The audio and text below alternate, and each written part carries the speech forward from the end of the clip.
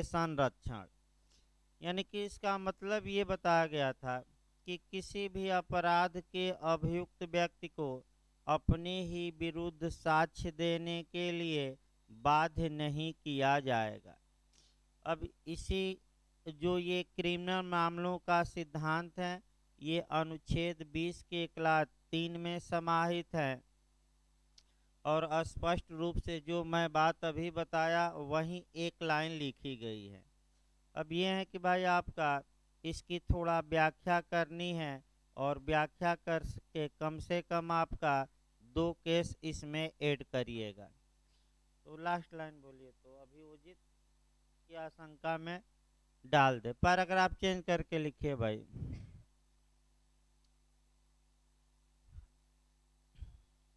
दंड प्रक्रिया संहिता 1973 की धारा 315 के अनुसार सीआरपीसी, शॉर्टकट में भी लिख सकते हैं, सीआरपीसी 1973 की धारा 315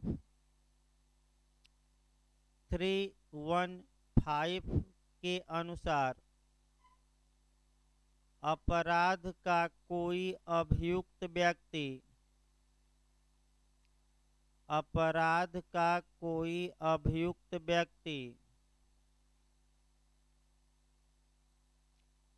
अपने अपने पक्ष में अपने पक्ष में साक्ष्य देने के लिए अपने पक्ष में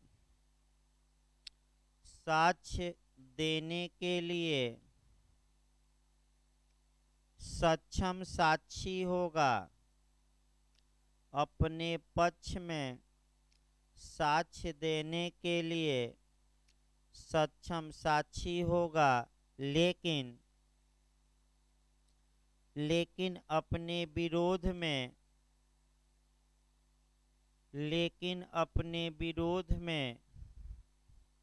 साक्ष्य देने के लिए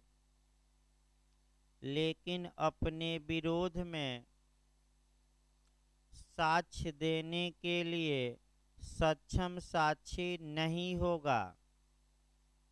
यानी यहाँ भी वही संरक्षण मिला है, पक्ष में दे सकता है, विरोध में नहीं। अपने विरोध में यानी कि अगेंस्ट में साक्ष्य देने के लिए सक्षम साक्षी नहीं होगा। स्पष्ट ये बात सीआरपीसी की धारा 315 में लिखी गई है। अगला लिखिए भाई, माध्यम से अब चलना। लिखिए काठी कालू बनाम काठी कालू। ये क्वेश्चन आपका, ये जो केस है अभी आपका पूछा भी गया था भाई, यूपीजे में भी आया था, एपीओ में भी, दोनों में आया था और पिछली बार भी एपीओ में रिपीटेड है। काठी कालू, काठी Kalu versus state of Bombay, यानी कि बॉम्बे राज्य, काठी कालू बनाम बॉम्बे राज्य।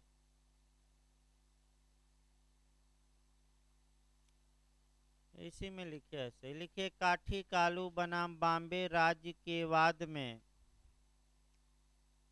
साक्ष्य अधिनियम की धारा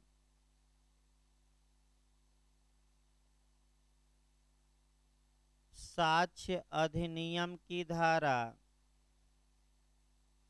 27 को, यानी कि 27 को, साक्ष्य अधिनियम की धारा 27 को संविधान के अनुच्छेद 20 के क्लाज 3 के, संविधान के अनुच्छेद 20 के 20 कोष्ट में 3 लिखिएगा, संविधान के अनुच्छेद 20 और कोष्ट में 3, 20(3) के उल्लंघन के आधार पर चुनौती दी गई थी, चुनौती दी गई थी।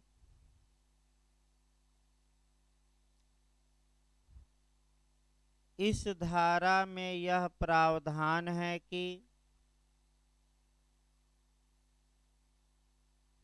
इस धारा, अनुच्छेद नहीं धारा लिखवाया जा रहा है, यानी कि धारा 27, इस धारा में यह प्रावधान है कि यदि कोई अभियुक्त पुलिस अभिरक्षा में हो, यदि कोई अभियुक्त पुलिस अभिरक्षा में हो,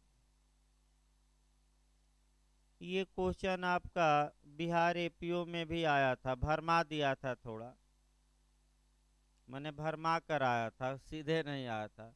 आपका पुलिस अभिरक्षा में हो तथा पुलिस से कोई कथन करता हो, भाई दूसरे से न किया हो, किससे किया हो, पुलिस से, तथा पुलिस से कोई कथन किया हो एवं उस कथन के आधार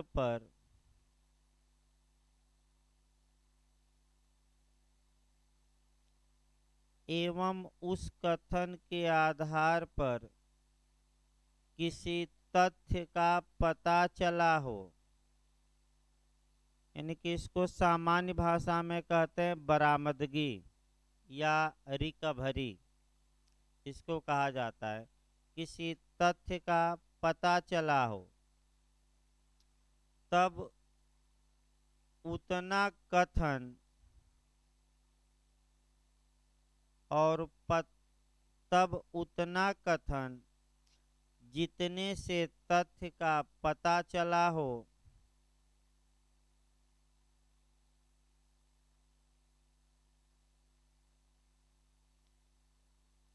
तथा बरामदगी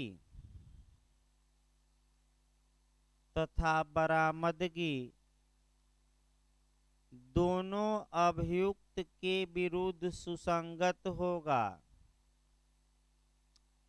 दोनों अभियुक्त के विरुद्ध सुसंगत होगा।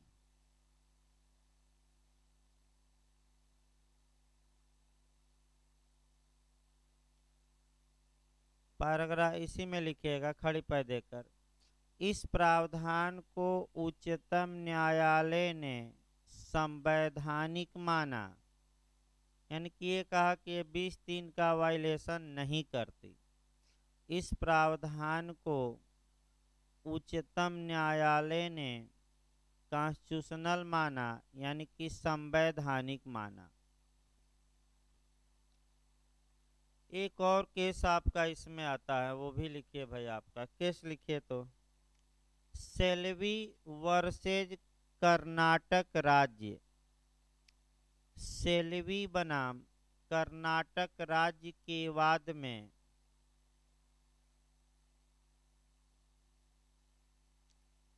उच्चतम न्यायालय ने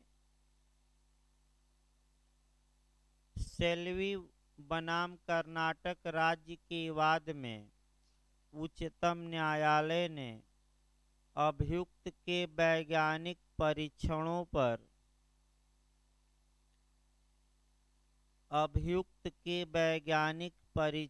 पर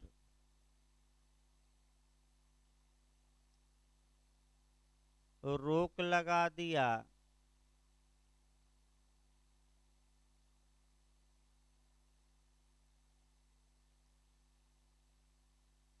तथा यह निर्णय दिया कि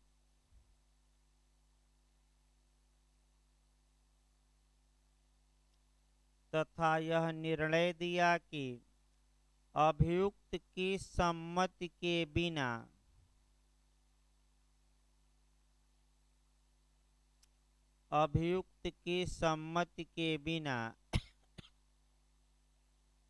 ये परीक्षण नहीं किए जा सकते,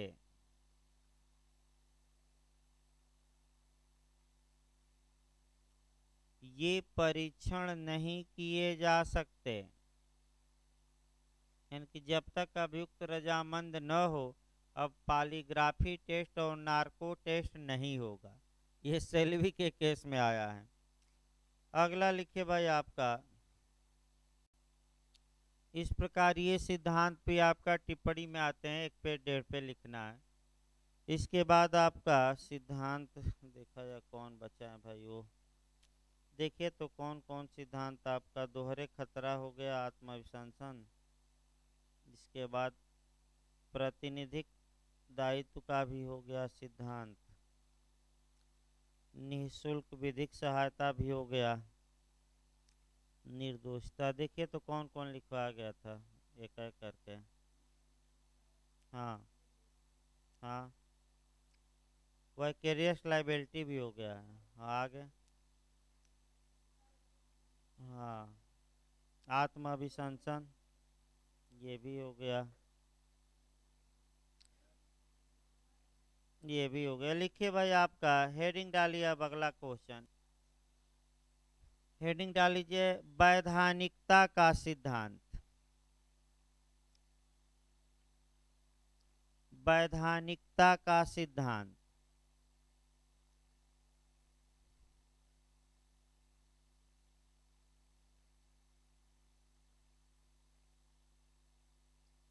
principle of legality, principle of legality कहा जाता है वैधानिकता का सिद्धांत। ये प्री में 1-2 बार आया है यूपी में, लेकिन आपका मेंस में अब तक आया नहीं है, लेकिन आ सकता है। लिखिए भाई, वैधानिकता का सिद्धांत क्या होता है, लिखिए। इस सिद्धांत के अनुसार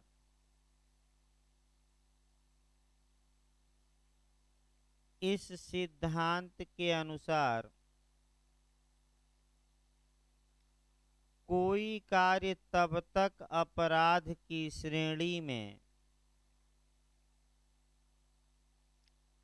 कोई कार्य तब तक अपराध की श्रेणी में नहीं आता,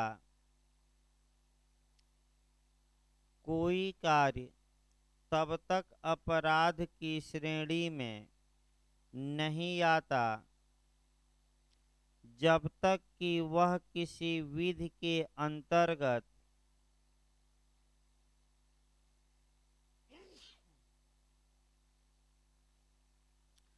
जब तक कि वह किसी विधि के अंतर्गत अपराध के रूप में उद्घोषित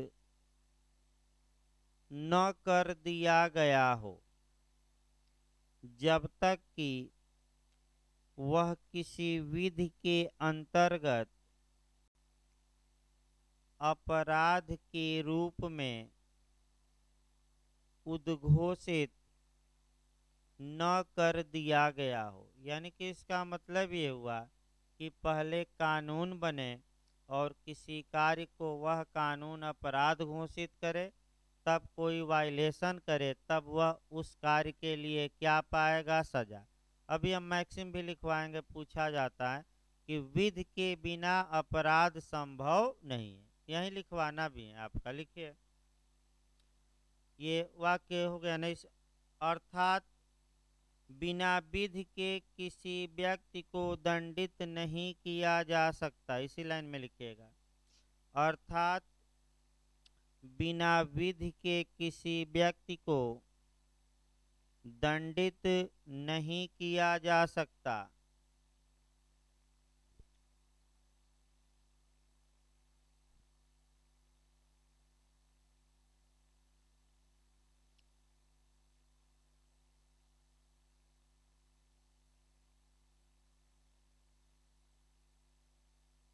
लैटिन सुक्ति, इसी लाइन में लिखेगा खड़ी पैर, लैटिन सुक्ति, वही लैटिन याद करना पड़ेगा, विधि के बिना अपराध नहीं हो सकता। लिखे लैटिन सुक्ति, नलम, NULLUM, NULLUM, नलम,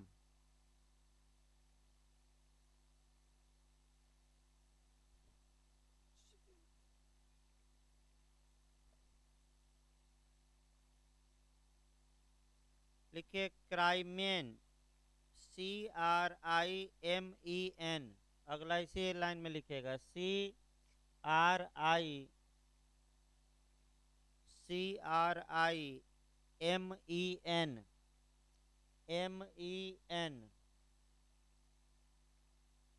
क्रीमेन।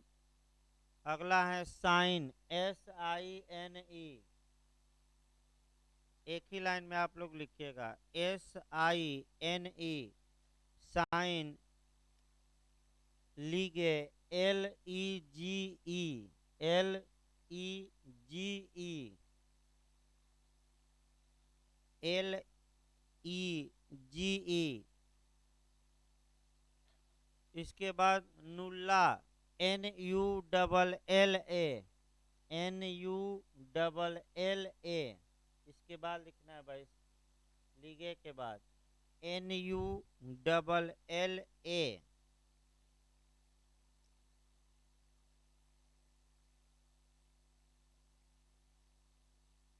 उसके बाद पोएना, POENA, POENA,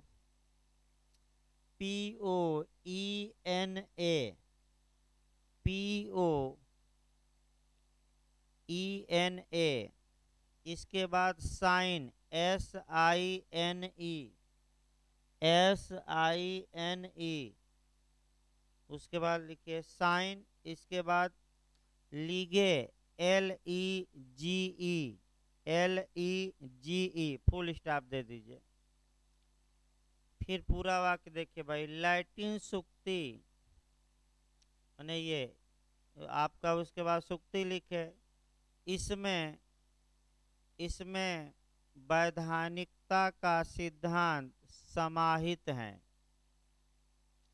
इसमें वैधानिकता का सिद्धांत समाहित है।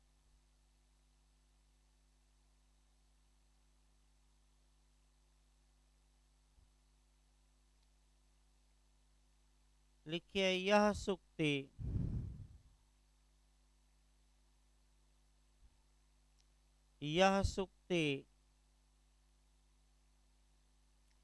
निम्नलिखित 4 नियमों का निर्धारण करती है। यह सुक्ति निम्नलिखित 4 नियमों का निर्धारण करती है।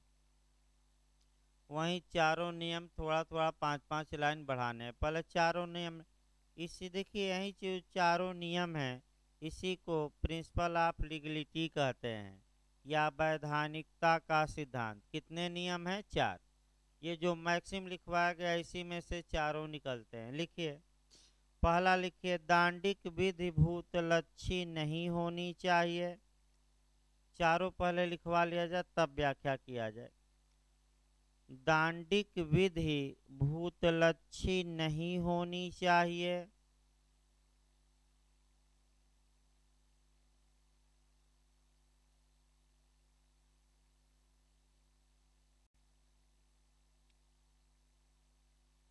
सेकंड लिखिए, दांडिक विधि की कठोर व्याख्या की जानी चाहिए।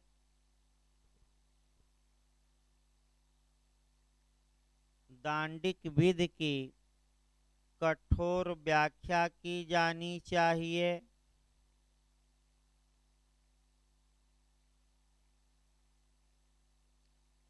तीसरा लिखिए, दांडिक विधि निश्चित होनी चाहिए। दांडिक विधि निश्चित होनी चाहिए।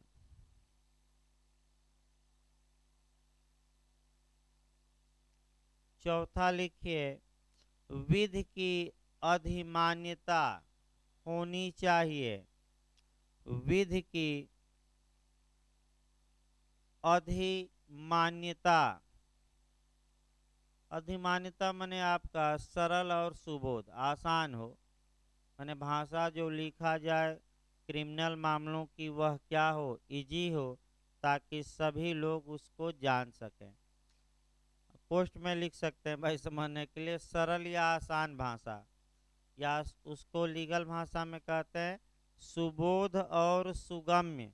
यानी कि जिसे आसानी से पढ़ा जा सके। लिखिए व्याख्या भाई, पैराग्राफ चेंज कर लीजिए। चौथा लिख लेना, दांडिक विधि की अधिमान्यता। अगला लिखिए आपका, इसमें व्याख्या लिखिए, पैराग्राफ चेंज कर लीजिए। लिखिए वैधानिकता का प्रथम नियम यह है कि, पैराग्राफ चेंज करके लिखिएगा, वैधानिकता का प्रथम नियम यह है कि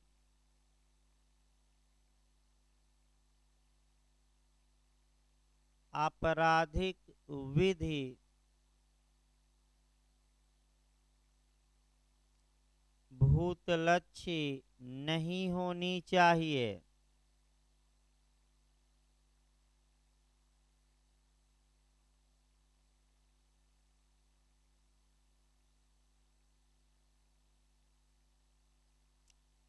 कोई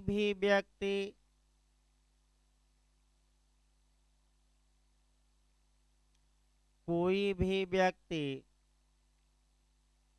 कार्य के पश्चात बनी विधि के तहत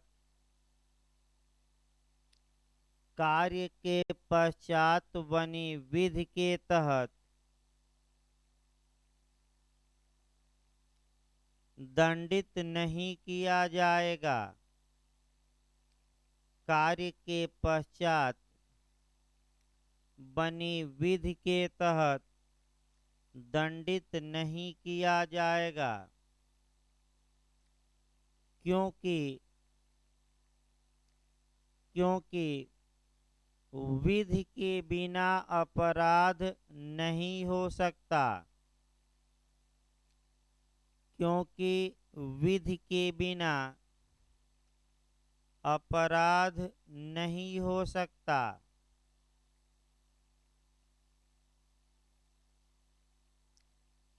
अपराध के लिए यह आवश्यक है कि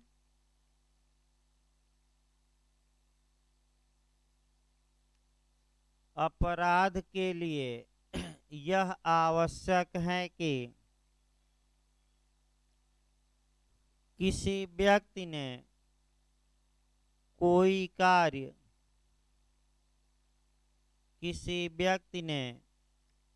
कार्य जिस समय किया था,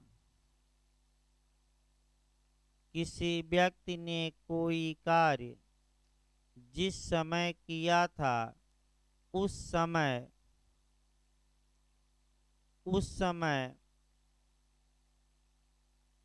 वह कार्य अपराध घोषित किया गया हो, उस समय वह कार्य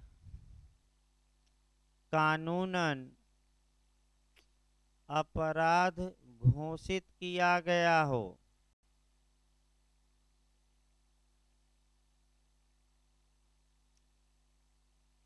इस सिद्धांत को भारत में, भाई भारत में भी ऐड करना है, इस सिद्धांत को भारत में संविधान के अनुच्छेद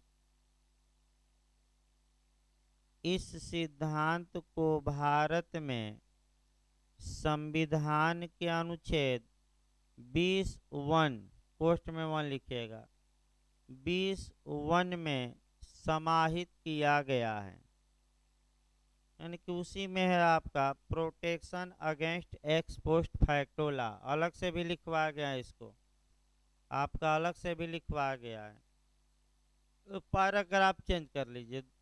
ये पहला आपका हुआ, जो पहला आवश्यकता था। दूसरा देखिए, दूसरा ये है कि दांडिक विधि की कठोर व्याख्या की जानी चाहिए। लिखिए भाई पैराग्राफ चेंज करके, आपराधिक विधियों की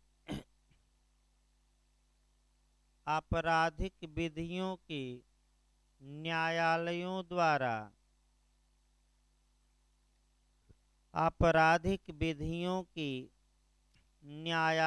द्वारा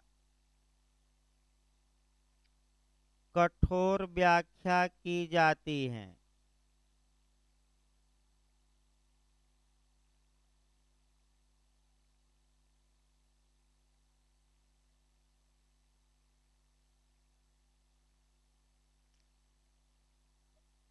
अतः शब्दों का साधारण अर्थ लगाया जाता है।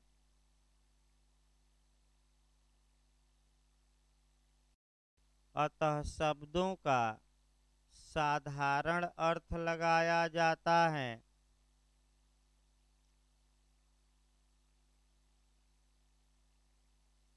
उसे तोड़ मरोड़ कर, उसे तोड़ मरोड़ कर माने शब्द से बाहर जाकर, उसे तोड़ मरोड़ कर अर्थ नहीं लगाया जाता। उसे तोड़ मरोड़ कर अर्थ नहीं लगाया जाता।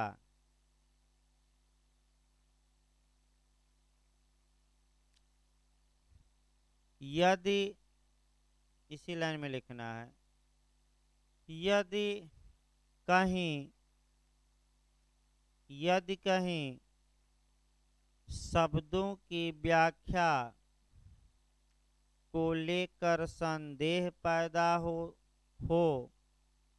यदि कहीं शब्दों की व्याख्या को लेकर संदेह पैदा हो तो उस संदेह का लाभ, तो उस संदेह का लाभ सदैव अभियुक्त को दिया जाता है। उस संदेह का लाभ सदैव अभियुक्त को दिया जाता है।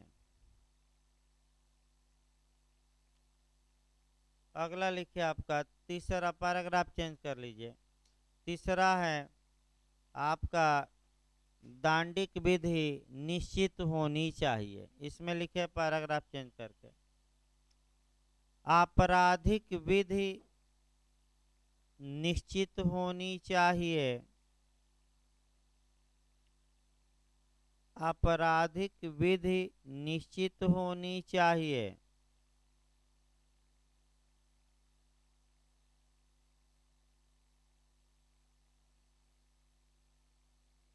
इसका तात्पर्य यह है कि,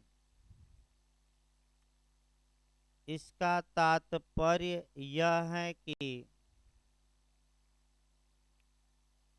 जब विधायिका किसी अपराध का सृजन करे,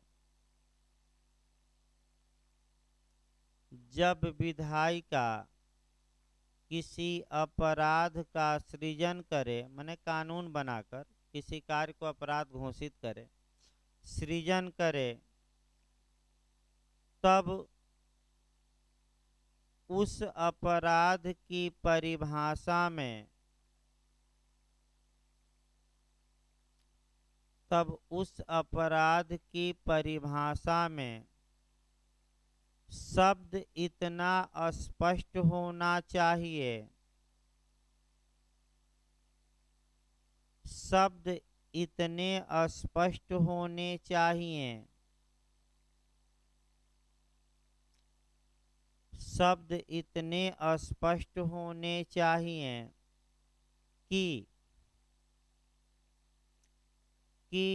कोई कार्य,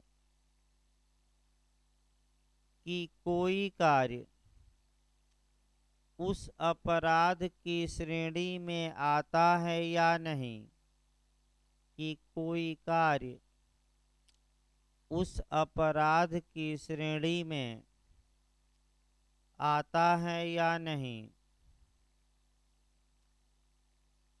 इसमें कोई अनिश्चितता न हो, माने एकदम क्लियर कट होना चाहिए, इसमें कोई अनिश्चितता न हो।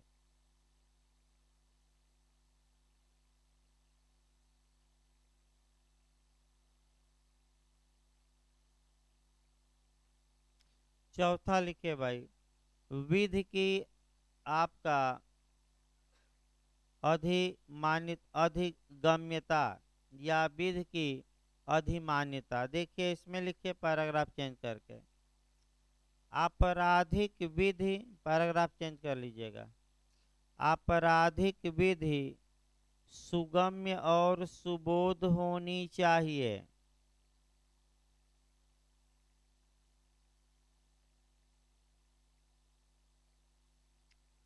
आपराधिक विधि सुगम्य और सुबोध होनी चाहिए, जिसे समाज के लोग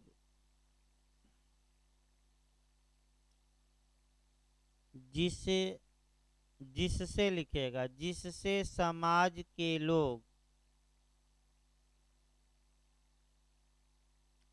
आसानी से ऐसी विधियों को समझ सकें, आसानी से ऐसी विधियों को समझ सकें तथा उनका अनुपालन कर सकें। आसानी से ऐसी विधियों को समझ सकें तथा उनका अनुपालन कर सकें।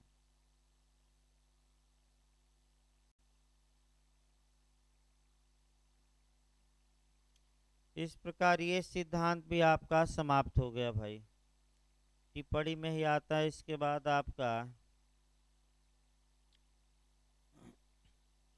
अगला सिद्धांत लिखिए, कठोर दायित्व का सिद्धांत। हेडिंग डाल लीजिए आपका, प्रिंसिपल ऑफ स्ट्रिक्ट लाइबिलिटी। कठोर दायित्व का सिद्धांत। ये थोड़ा पर्दा पर्दा हटा दीजिए, बाहर दिखता रहे कौन आ रहा है। पर्दा खींच दिए था। हाँ लिखिए भाई आपका, कठोर दायित्व का सिद्धांत। प्रिंसिपल ऑफ स्ट्रिक्ट लाइबिलिटी कहा जाता है। आप लिख करके और लिखिए, आप लिख करके इसको कहा जाता है आपराधिक मनः स्थिति का अपवाद। आप लिख करके लिख लीजिए, नया क्वेश्चन है ये, आपराधिक मनः स्थिति के अपवाद।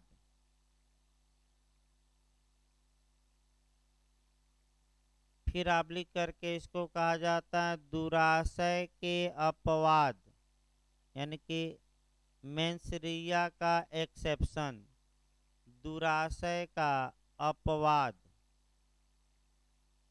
या फिर इसको कहा जाता है, लिख लीजिए और एक किसी में क्वेश्चन बना लीजिए। लिखिए, किसी अपराध के लिए प्रश्न बनाइए, और इसमें किसी अपराध के लिए प्रश्न ही अभी चल रहा है, ये दूसरा अलग अलग मॉडल।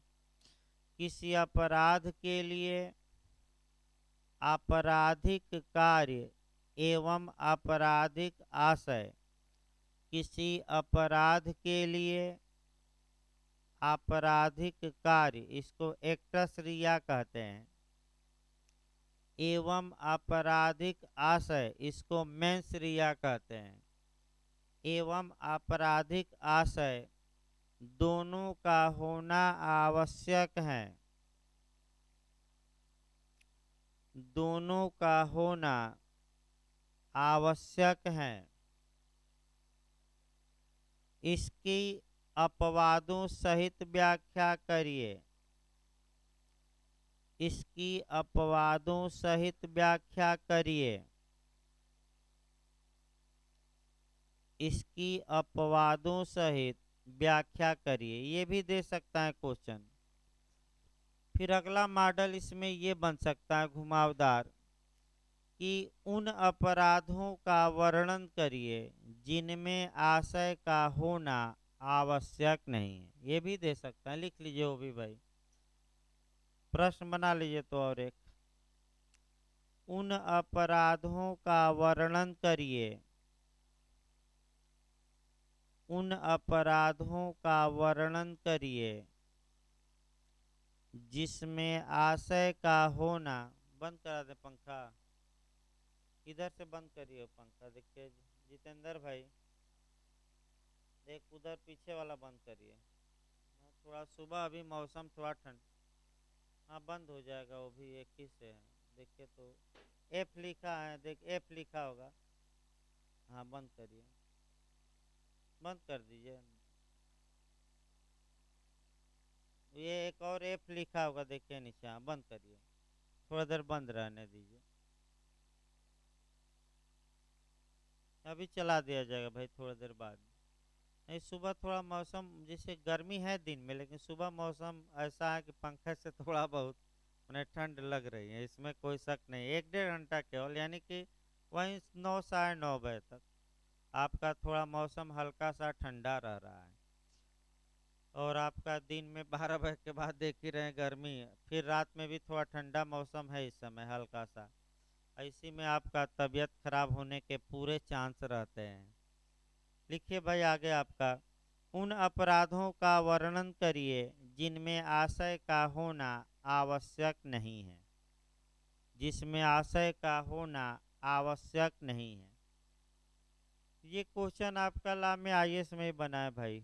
मैंने आईएएस में भी ऐसा क्वेश्चन बन चुका है।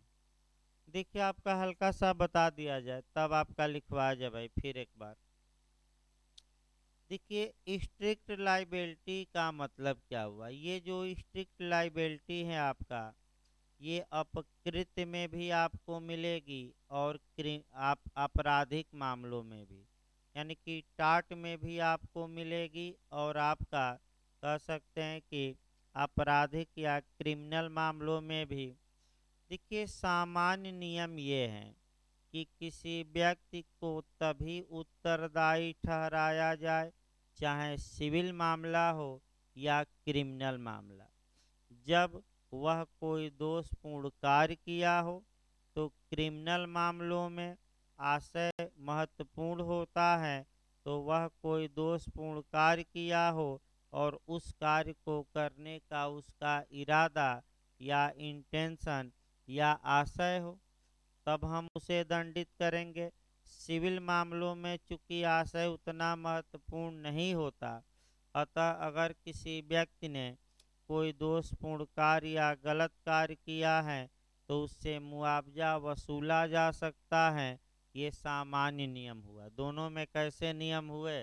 सामान्य। लेकिन कठोर दायित्व का अपकृत्य या कठोर दायित्व का अपराध इन नियमों के अपवाद हैं। तो पहले स्ट्रिक्ट लाइबिलिटी हम क्रिमिनल में देखते हैं। स्ट्रिक्ट लाइबिलिटी का मतलब यही हुआ कि केवल एक्टस रिया के आधार पर, यानी कि आपराधिक कार्य के आधार पर व्यक्ति को दंडित किया जाता है, इरादे पर ध्यान नहीं दिया जाता। यानी कि ऐसे अपराध जिसमें आशय न होते हुए भी मात्र कार्य के आधार पर व्यक्ति को सजा दी जाए, तो इसी को कठोर दायित्व के अपराध कहा जाता है। और अपकृत में भी अगर आपका दोष नहीं है, फिर भी आपसे मुआवजा वसूला जा रहा है, तो ये कौन से अपकृत्य कहे जाएंगे? कठोर दायित्व के। और कठोर दायित्व के जो टाट हैं, ये सर्वप्रथम इसका प्रतिपादन रायलैंड बनाम फ्लेचर के बाद में जस्टिस ब्लैकबर्न ने किया था। आपका रायलैंड बनाम फ्लेचर का वाद और जस्टिस का नाम ब्लैकबर्न। अब बिहार एक कदम आगे जाकर पूछा है कि ये किस न्यायालय के जज थे? तो एक्सचेकर चेंबर। किसके जज थे? एक्सचेकर चेंबर के जज थे ब्लैकबर्न। ये बिहार में आ चुका है, और केस भी आता है, जज का नाम भी। फिर स्ट्रिक्ट, यानी कि इसका मतलब अब फिर एक बार आईपीसी में समझिए तब लिखवा जाए। स्ट्रिक्ट लाइबिलिटी का मतलब ये हुआ कि व्यक्ति कार्य तो गलत किया, लेकिन आशय नहीं था, फिर भी वह दंड का क्या होगा? भागी। इसीलिए कठोर नियम है, इरादा पर कोई ध्यान नहीं दिया जाएगा। इसको लिखिए भाई आपका पैराग्राफ चेंज करके लिखिए। आपराधिक मामलों का,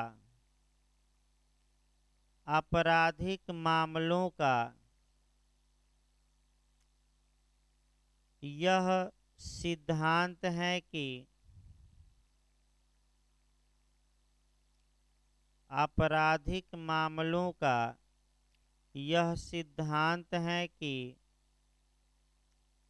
मात्र कार्य किसी व्यक्ति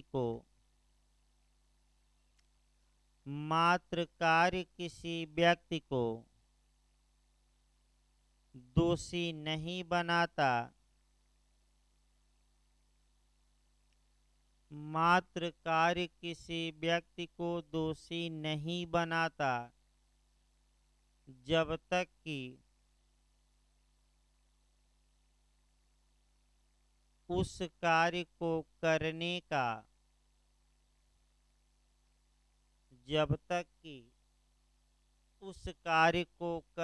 का उसका आशय न रहा हो। जब तक कि उस कार्य को करने का उसका आशय न रहा हो।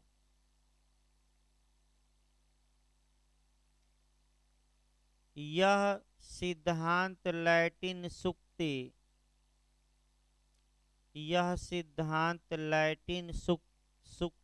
माने मैक्सिम कहा जाता है। लैटिन सुक्ति एक्टस ACTUS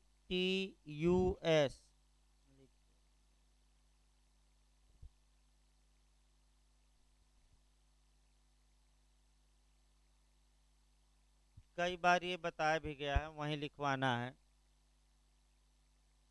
एक्टस ACTUS एक्टस नॉन NON एक्टस नॉन फैसिट FACIT एक्टस नॉन फैसिट REUM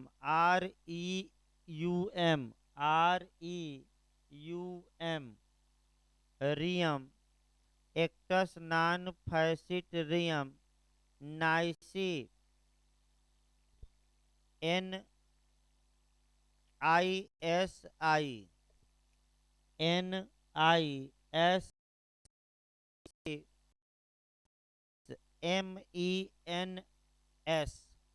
MENS भाई ये रट कर जाइएगा। मैक्सिम MENS मेंस सिट सिट रिया REA बहुत खतरनाक होता है रिया। रिया मतलब कि आपका आपराधिक मामलों में भी और रिया कई जगह खतरनाक होता है। अभी देखे कि भाई बॉम्बे में कितना बवाल हुआ रिया को लेकर। तो जहाँ जहाँ रिया लगा रहता है थोड़ा खतरनाक होता है। देखिए अब आगे मैंने आप लोग जानते ही हैं, कोई बताने की आवश्यकता नहीं है भाई। तो रिया का मतलब ये हुआ आशय। तो आपका आपराधिक मामलों में भी खतरनाक है, क्योंकि जब तक रिया नहीं रहेगा मात्र कार्य के आधार पर व्यक्ति दंडित नहीं होगा। लेकिन हम जो बता रहे हैं कठोर दायित्व का मतलब हुआ कि रिया नहीं रहेगा, अब फिर भी व्यक्ति दंड का क्या होगा, भागी। अभी वो तो सामान्य बात चल रही है, इसके बाद तो अपवाद चलेगा। लिखिए भाई, आपका लिखिए, इसको वाक्य पूरा किया जाए। यह सिद्धांत लैटिन सुक्ति एक्टस नॉन फैसिट रियम नाइसी मेंस सिट्रिया में समाहित हैं।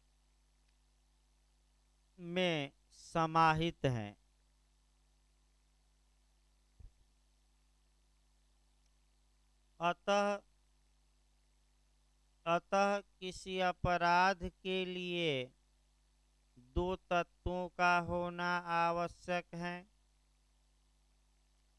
अतः किसी अपराध के लिए दो तत्वों का होना आवश्यक है।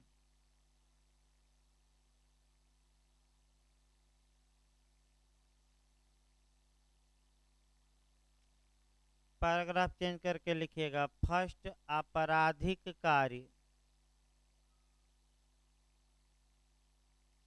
फर्स्ट में लिखिए आपराधिक कार्य, इसको इंग्लिश में कहते हैं एक्टस रिया, आपराधिक कार्य। और सेकेंड लिखिए आपराधिक आशय, मेंस रिया, आपराधिक आशय।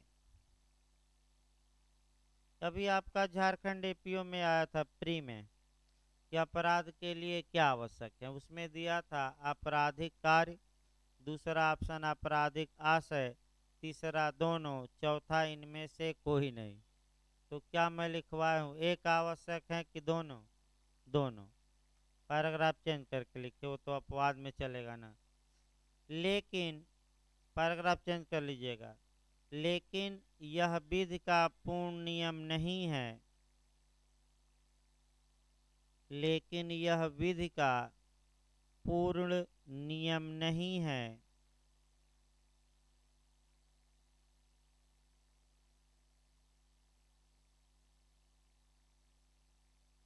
कुछ अपराध ऐसे हैं,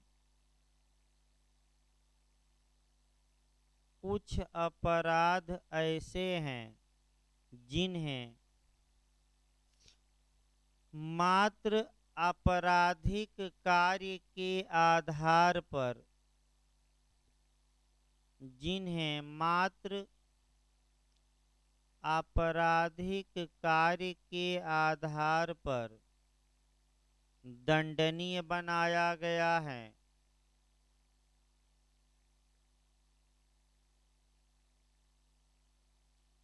आशय का कोई महत्व नहीं है, आशय का कोई महत्व नहीं होता, होता लिख लीजिए, नहीं होता। भाई कुछ ही अपराध हैं, आशय का कोई महत्व नहीं है, मात्र कार्य के आधार पर दंडनीय बनाए गए हैं।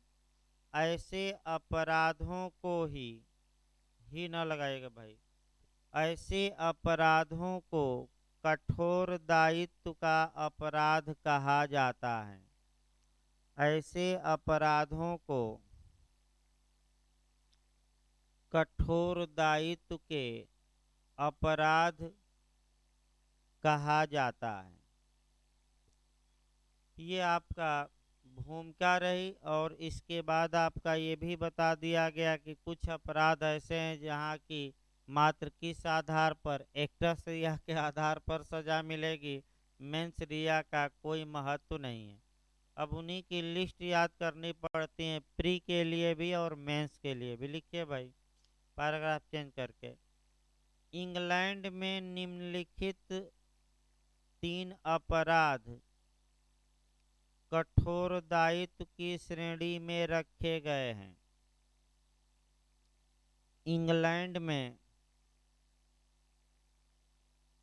निम्नलिखित 3 अपराध, रेस्ट ले लीजिए भाई, गर्दा भी उड़ रहा है, झाड़ू भी लग जाए उधर तब।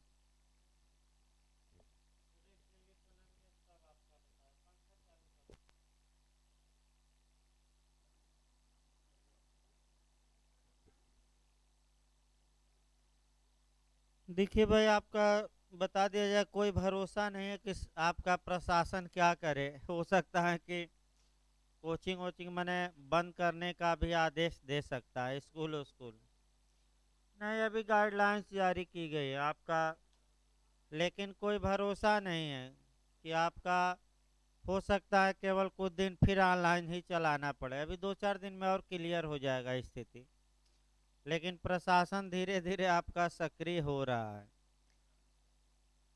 हाँ, स्कूल स्कूल तो भाई, अब ये है कि प्रयागराज में भाई 5 और 4 पाए जा रहे थे, अचानक आपका संख्या बढ़ने लगी। कल आपका 200 प्लस था कल, आज लगभग 350 निकला है कि 350 लगभग आपका निकला है कि कोरोना पॉजिटिव पाए गए। अब अगर यही संख्या 500 चली जाए तो अपने आप अब डीएम क्या करेंगे। अभी पूरा 2021 ऐसे ही चलेगा भाई, मैं बता दूं, जब तक चल रहा है। नहीं तो ऑनलाइन व्यवस्था, ऑनलाइन पढ़ाया जाएगा भाई, कोई दिक्कत नहीं है, ऑनलाइन व्यवस्था की ही गई है। आपका भाई जब प्रशासन आदेश देगा तब जबरदस्ती नहीं न किया जाएगा। जब प्रशासन का आदेश आ जाएगा तो आपका उसको ही फॉलो करना है। कहीं पकड़ लिए गए तो फिर लेने के देने, यानी कि झाड़ फूक ज़्यादा करवाना पड़ेगा। तो इससे देखिए भाई, लिखिए इसको, आगे जैसा होगा बताया जाएगा आगे। अभी तो मान लीजिए चल ही रहा है। लिखिए आपका, देखिए इंग्लैंड में निम्नलिखित 3 अपराध कठोर दायित्व के अंतर्गत रखा गया। लिखिए फर्स्ट, तीनों लिखिए। अब फर्स्ट लिखिए भाई इसमें, फिर एक बार देखिए, इंग्लैंड में निम्नलिखित 3 अपराधों को कठोर दायित्व के अंतर्गत रखा गया है, या कठोर दायित्व के अंतर्गत आते हैं भी लिख सकते हैं। क्या रखा गया है, तीनों पहले लिख लीजिए। फर्स्ट लिखिए लोक उपताप, या इंग्लिश में कहते हैं पब्लिक न्यूसेंस। लोक उपताप या पब्लिक न्यूसेंस। सेकंड लिखिए आपराधिक अपलेख, क्रिमिनल लाइबिल।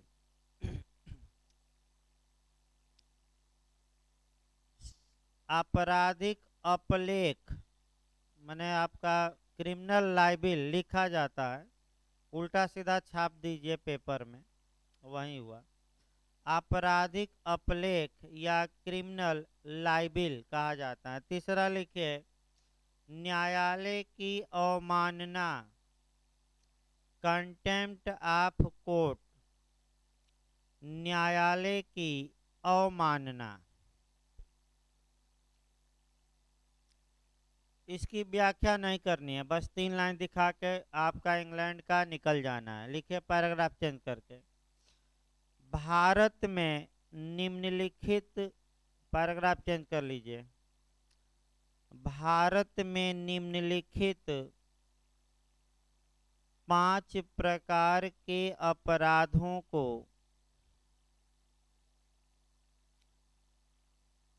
भारत में निम्नलिखित 5 प्रकार के अपराधों को कठोर दायित्व के अंतर्गत रखा गया है। कठोर दायित्व के अंतर्गत रखा गया है। भारत में पहले पांचों लिख लेना, इसी की 5-5 लाइन व्याख्या भी करनी है। लिखिए पांचों पहले तो। फर्स्ट लिखिए व्यापहरण या किडनैपिंग। फर्स्ट लिखिए व्यापहरण या किडनैपिंग। सेकंड लिखिए बाइगेमी या दुविवाह। ये क्वेश्चन कई बार आपका आ चुका है प्री में भी। सेकंड आपका बाइगेमी या दुविवाह। थर्ड लिखिए, तीसरा न्यायालय की अवमानना यानी कि कंटेम्प्ट ऑफ कोर्ट।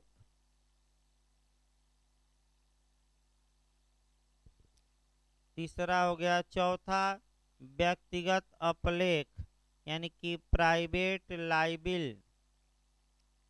चौथा व्यक्तिगत अपलेख या प्राइवेट लाइबिल।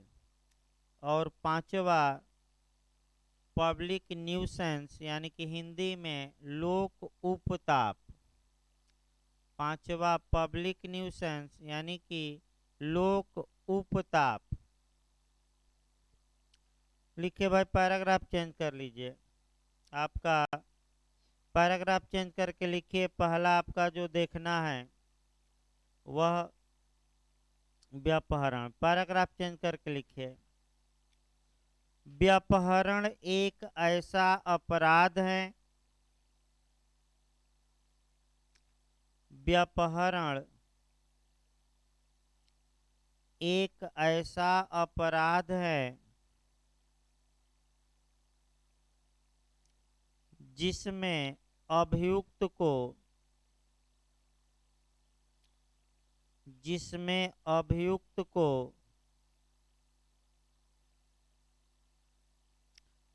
मात्र कार्य के आधार पर दंडित किया जाता है। मात्र कार्य के आधार पर दंडित किया जाता है।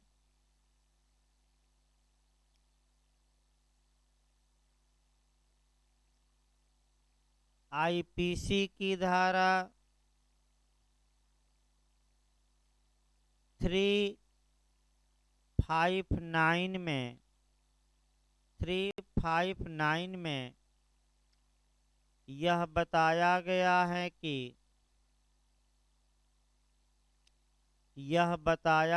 है कि व्यापहरण दो किस्म का होता है। व्यापहरण दो किस्म ने प्रकार, काइंड, दो प्रकार का होता है। भारत में से व्यापहरण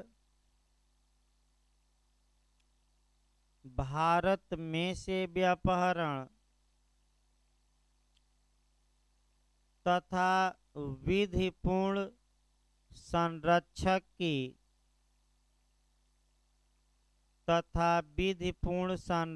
की संरक्षकता में से व्यापहरण तथा विधिपूर्ण संरक्षक की संरक्षकता में से व्यापहरण।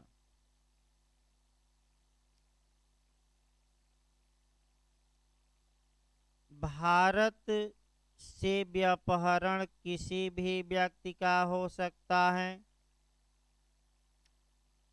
भारत में से व्यापहरण माने किडनैपिंग। भारत में से व्यापहरण किसी भी व्यक्ति का हो सकता है, जबकि विधिपूर्ण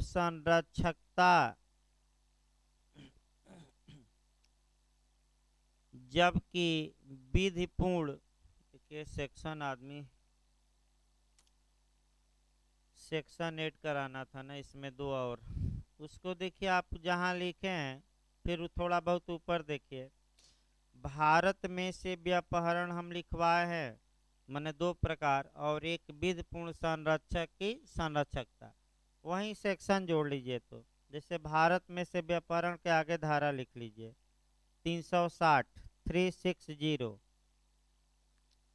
भाई हल्का सा दो लाइन ऊपर देखिए, आपका दो किस्म का लिखवाया गया था, वहीं सेक्शन ऐड कर लीजिए।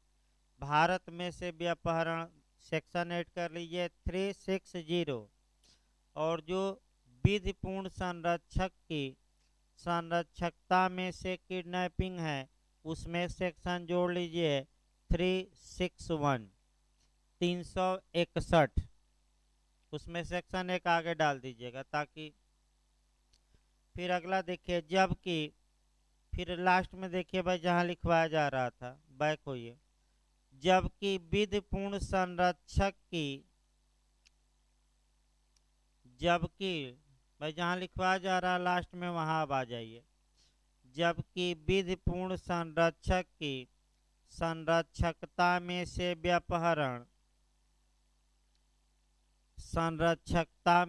व्यापहरण यदि नर हैं तो 16 वर्ष से कम, यदि नर हैं तो 16 वर्ष से कम, तथा यदि नारी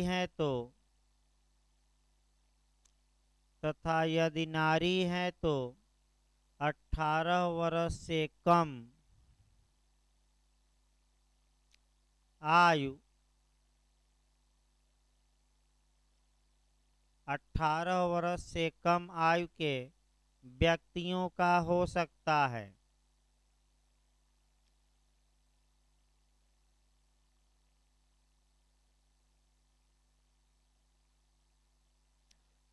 यह अपराध संरक्षकता के विरुद्ध माना जाता है।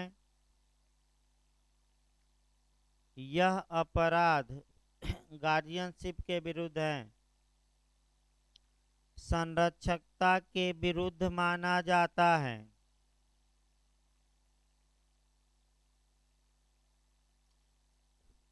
अगला पैराग्राफ चेंज कर लीजिए। अब आइए आपका दूसरा जो भारत में अपवाद है, बाईगेमी या दुविवाह। लिखिए भाई पैराग्राफ चेंज करके।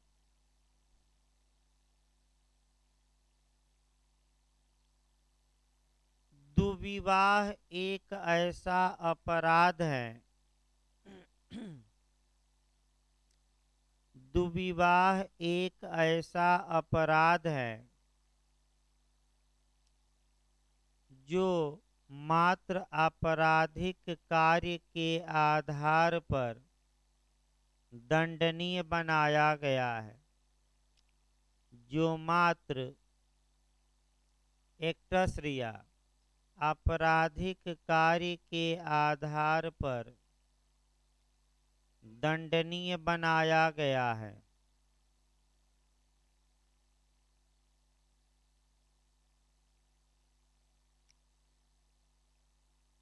आईपीसी की धारा 494 एवं 495 में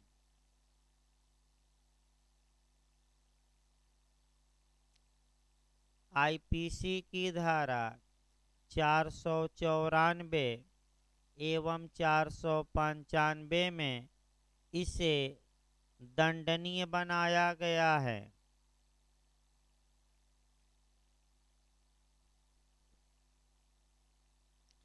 इसे दंडनीय बनाया गया है।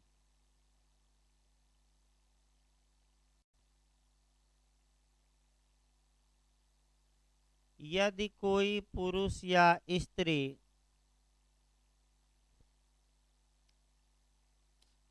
यदि कोई पुरुष या स्त्री पूर्व विवाहित होते हुए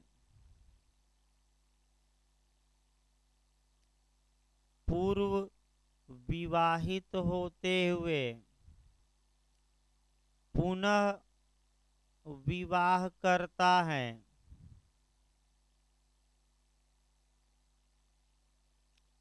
पूर्व विवाहित होते हुए पुनः विवाह करता है तथा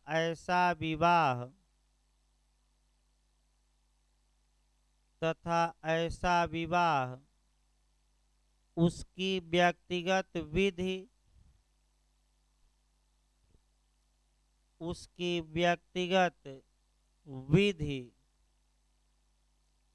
के तहत शून्य है।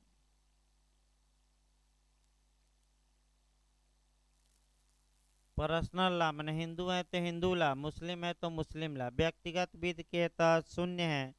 तब ऐसा व्यक्ति दुविवाह के लिए दंड का भागी होगा। तब ऐसा व्यक्ति दुविवाह के लिए दंड का भागी होगा जब तक कि उसका मामला अपवाद में न आ जाए। अब अपवाद लिखवाया नहीं जाएगा। जब तक कि मामला अपवाद में न आ जाए।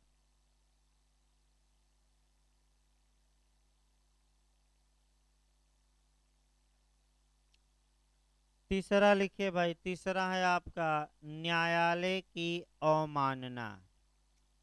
यानी तीसरा आपका जो है न्यायालय की अवमानना। लिखिए, जो व्यक्ति न्यायालय की अवमानना करता है जो व्यक्ति न्यायालय की अवमानना करता है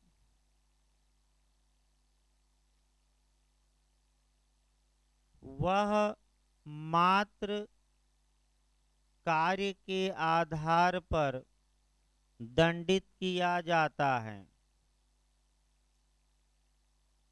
वह मात्र कार्य के आधार पर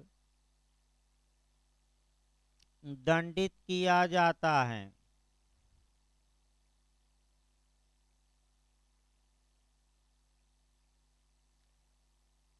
लिखिए न्यायालय अवमान अधिनियम 1971 1971।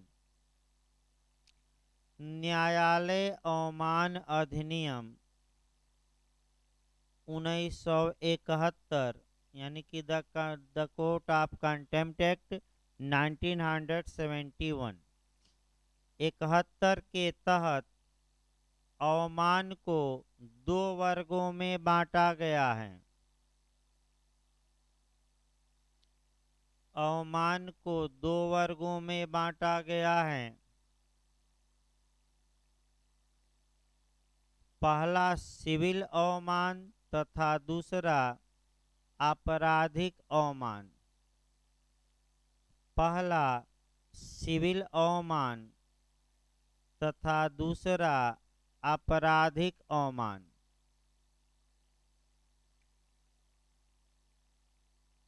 लिखिए इसी में भाई, सिविल अवमान तब उत्पन्न होता है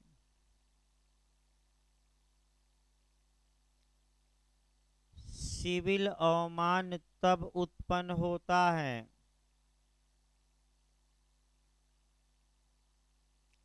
जब कोई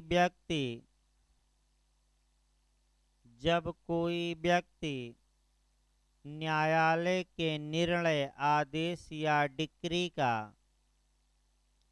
जब कोई व्यक्ति न्यायालय के निर्णय आदेश या डिक्री का पालन नहीं करता,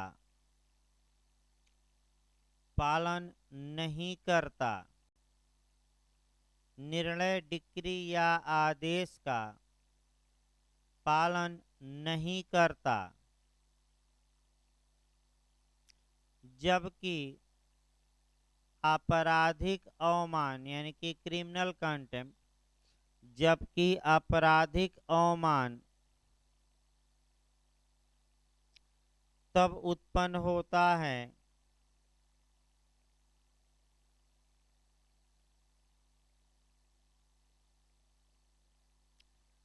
जब न्यायालय की निंदा की जाए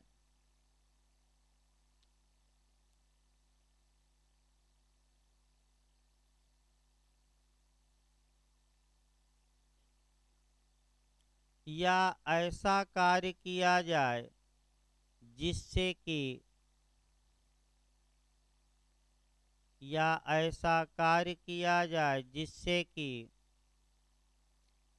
न्यायालय की निष्पक्षता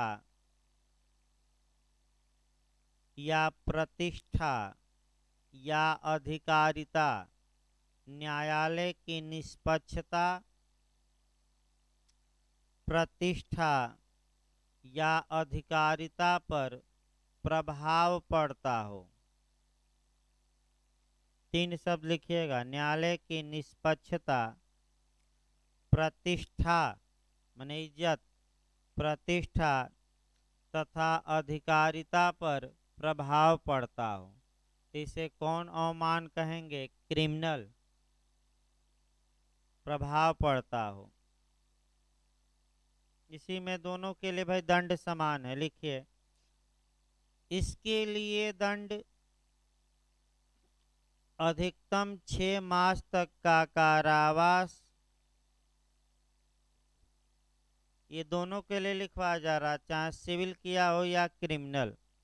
इसके लिए दंड अधिकतम 6 मास तक का कारावास, अधिकतम 6 मास तक का कारावास या 2000 रुपये तक का जुर्माना, या 2000 रुपये तक का जुर्माना, या दोनों हो सकता है,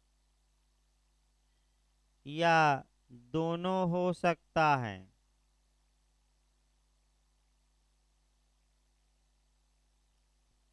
ये तीसरा पॉइंट आपका रहा। चौथा लिखिए भाई, चौथा आपका व्यक्तिगत अपलेख, प्राइवेट लाइबिल।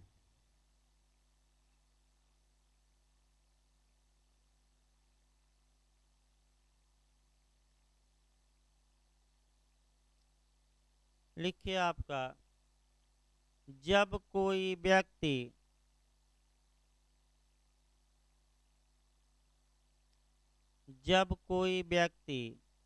किसी दूसरे व्यक्ति के विरुद्ध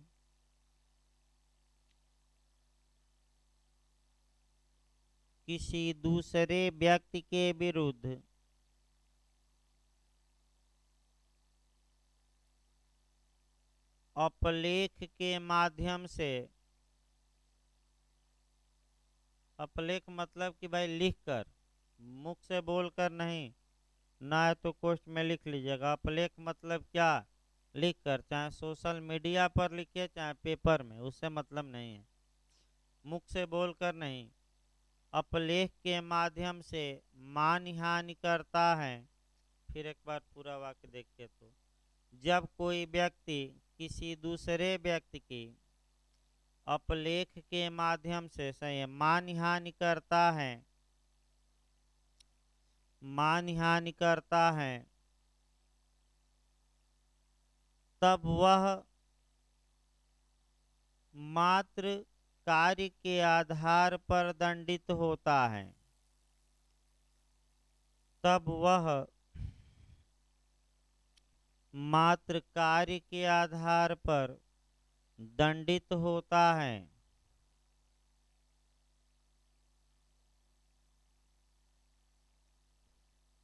भारतीय दंड संहिता यानी कि आईपीसी की धारा 499 में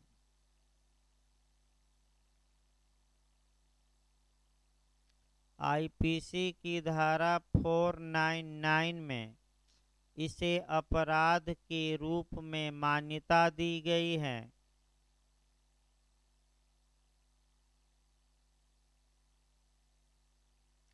इसे अपराध के रूप में मान्यता दी गई है तथा इसके लिए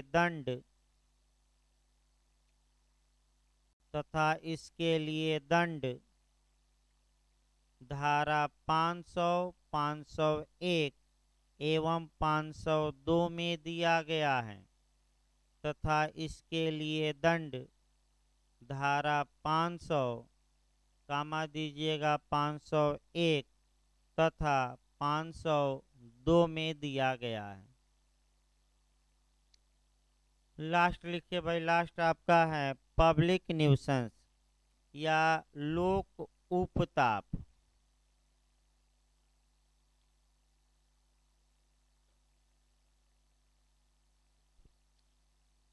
लिखिए इसमें आपका, जब कोई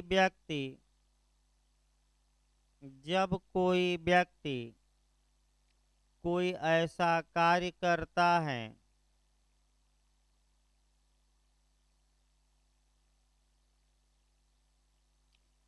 जिससे लोक यानी कि पब्लिक, ना है तो लिख लीजिएगा, लोक मतलब पब्लिक, आम जनता, जिससे लोक के स्वास्थ्य, कामा दीजिए सुविधा, कामा दीजिए क्षेम, क्षेम माने कुशलता, क्षेम इत्यादि पर प्रभाव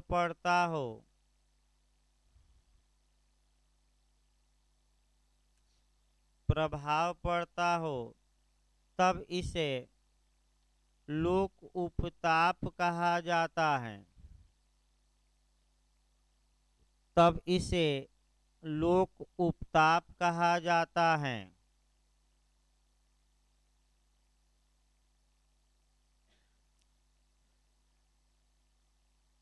आईपीसी की धारा 268 में इसे परिभाषित किया गया है।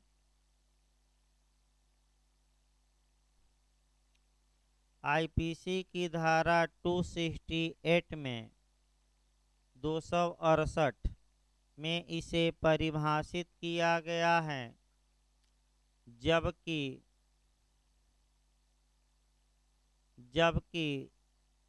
इसके विशिष्ट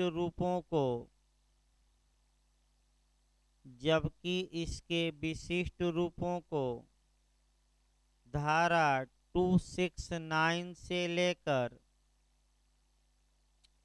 289 तक 289 तक दंडनीय बनाया गया है।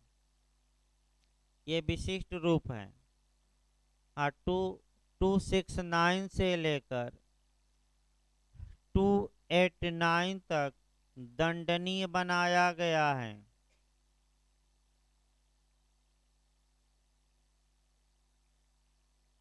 लोक न्यूसेंस के अवशिष्ट मामलों के लिए, इसी लाइन में लिखे खड़ी पाई देकर, लोक न्यूसेंस के अवशिष्ट मामलों के लिए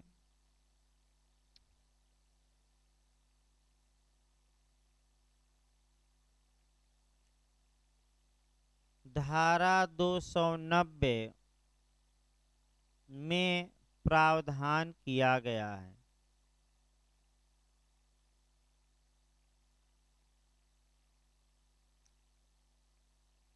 इस प्रकार आपका ये भी क्वेश्चन पूरा हो गया भाई। और इधर आपका